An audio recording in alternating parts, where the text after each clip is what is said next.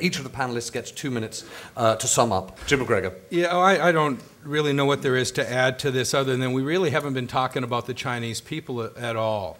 Why don't we give them a chance? The Chinese people are moving ahead very quickly. They are not idiots. They're very smart. They're pushing their government every day. We're trying to tell them you must be Democrats tomorrow. The last time they took a government system from the West, it was communism. They don't want another one of those. Give them the time to find their own way. You talk about the string of pearls strategy. The string of pearls strategy I see every day in the markets when people are bargaining for pearls. They don't want to come and attack America. They want to come here and go to Vegas. They want to go to Colorado skiing. They want to shop on Rodeo Drive.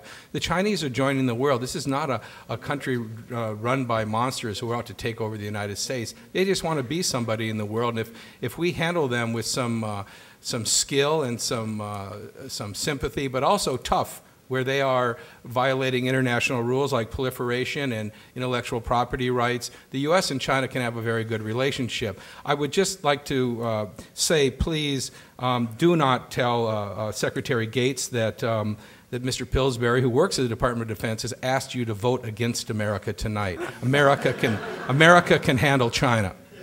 Now, John Mearsheimer, for the motion. Ambassador Roy made the point that Chinese leaders today don't think about dominating Asia. And I think he's correct. They don't. And the reason that they don't is because they do not have the wherewithal or anything near the wherewithal to think about dominating Asia. The question you have to ask yourself is, how are the Chinese likely to think when they look something like the United States today, when they're really very, very powerful? To give you an analogy, it's like having money. I've gotten wealthier over time, which is not to say I've gotten wealthy, but I've gotten wealthier over time. I've accumulated more money. And I think about spending that money and doing things with that money in very different ways now that I have it than I did when I didn't have 2 nickels to rub together. And the point that I would make to you about China is that there's going to come a point in the story that we're telling up here where China is extremely powerful. And I think then it will begin to think about subjects like Taiwan very differently. Of course the Chinese don't want to pick a fight with the United States now over Taiwan. They know what would happen. They would get clobbered. The question you have to ask yourself is, in a world where China has a huge navy, a much bigger and more efficient army, more missiles, right? And the United States is at a significant disadvantage in East Asia, which is a great distance away from this country. How do you think China will then think about Taiwan and the possibility of using threats? I'd bet a lot of money that they'll think very differently, and it won't be to our advantage. Now, against the motion, Daniel Rosen. 2 quick concluding points. Firstly, are we confident that our institutions, our way of going about growing an economy, spending our lives, is profoundly superior, better to the way China is organized, to the problems of China we've discussed this evening? I'm confident. And thus, I'm confident that for China to match us in terms of wealth creation, prosperity over time, they'll necessarily have to move in the direction of our institutions, our way of behaving in the world. I have no doubt about that.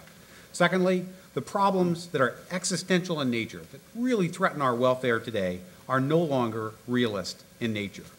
Maybe unfortunately. The greatest force projection on planet Earth could not stop 9/11 from taking place in this city, could it? The challenges of global environmental change, climate change, cannot be addressed in any way whatsoever with force projection. We are in trouble already. Is there trouble down the road? There's trouble here today. The question is, what evolution of China best serves our interest in addressing those troubles and minimizing the trouble our children will have to deal with, we'll have to deal with for the rest of our careers? It seems abundantly clear to me that a China stronger, more prosperous, further down the road to democracy as well, is what we want to see as we turn to address all these problems which can no longer be dealt with just by the U.S. Navy. Thanks. And now for the motion, Michael Pillsbury. Because you keep referring to us as the right, I thought perhaps you should hear a couple of sentences from the Speaker of the House of Representatives. She was attacking President Bush last April during the visit of Hu Jintao. She said that she opposed the celebratory nature of the official visit. She said our own debt with China is growing so fast, they'll soon be making our foreign policy. She said trickle-down liberty is not going to work, it's an illusion. She said that we should avoid wishful thinking about China ever being or becoming a responsible stakeholder. She said our trade relationship with China has been a disaster. Despite more than a decade of concessions, the trade deficit with China has grown from $4 billion a year to more than $4 billion a week. China continues to manipulate its currency, making its exports cheaper and U.S. imports more expensive than they would be in a free market condition. If President Bush kowtows to Beijing in ways that threaten our long-standing commitment to Taiwan, members of both parties in Congress will be watching. She concluded by saying the American people want an administration to show resolve in standing up to Beijing. So all of you supporters in the audience of George Bush, be sure to vote for the other team. You're going to vote with us then, right? Because here is Nancy Pelosi rather articulately saying, beware the dragon, the boom in China spells trouble for America. Stapleton Roy, finishing up against the motion. Let's look at the process. China was outside the system 30 years ago. It favored proliferation.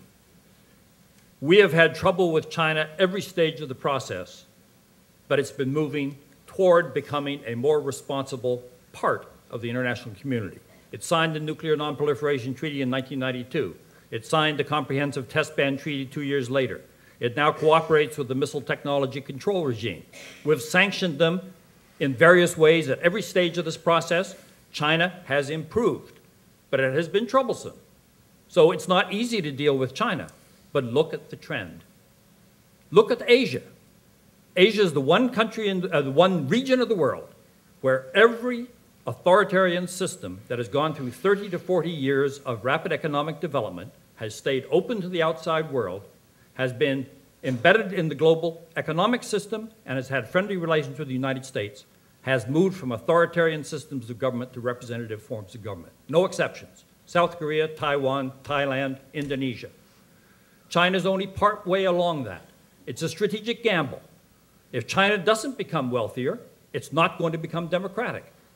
But if China becomes wealthier, it becomes more powerful. That's a challenge for our diplomacy. Are we up to it? You bet we are. We're good at it, but we give ourselves a chance. We know how to use the right balance of power and influence, and if we get it right, China can be a more prosperous, friendly country to the United States. It's not going to run roughshod in its own neighborhood because it'll be slapped down by not just the United States. We don't have to deal with China alone. If we have good relations with Japan, with Russia, with India, and with the other countries of East Asia, China is not going to have the opportunity. That's our challenge. It's a good challenge. I say neither beware nor embrace the dragon. Be realistic and advance our own interests intelligently. Stapleton Roy, your time. Thank you very much. Bravo.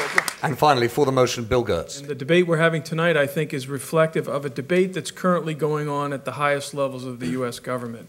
And that debate can be characterized on the one side, you have Condoleezza Rice going to Beijing shortly before she became Secretary of State and said, we want a strong China.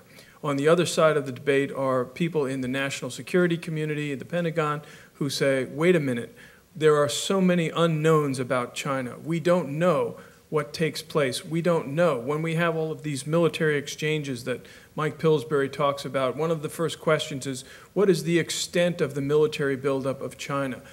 The Chinese will not answer. When you combine that with China's use of deception, that is deliberate strategic misinformation to misguide us, we know very little about it. Therefore, it is dangerous, in my view, that we should want to see a strong China, and that really we have to keep our powder dry until we can find out what goes on in the inner councils of the Chinese system.